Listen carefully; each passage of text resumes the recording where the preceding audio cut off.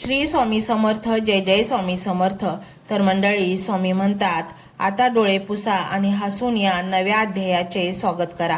कारण ज्याचा आरंभ स्वामींनी केलाय त्याचा शेवट विजयच असणार आहे. आता एक दीर्घ श्वास घ्या आणि मनाला थोडं मोकळं सोडा. तुम्हाला जाणवते का, तुमच्या खांद्यावरचं कित्येक वर्षाचं ओझं आता हलकं झाल्यासारखं वाटतंय ना? हे ओझं संकटांचं नव्हतं, तर ते मी हे कसं निभावू या विचारांचं होतं.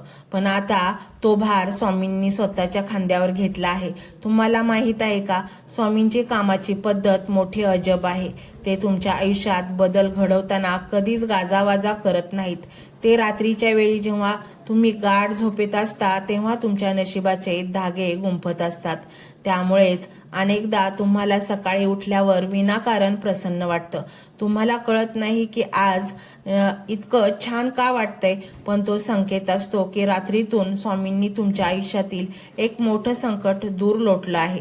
अनेकदा तुम्हाला प्रश्न पडतो की माझ्याच वाट्याला ही माणसं का आली, मलाच त्रास देणारे नातेवाईक, शेजारी किंवा सहकारी का मिळाले. ह्याचं एक गुपित आज स्वामी तुम्हाला सांगत आहेत. लक्ष देऊन ऐका.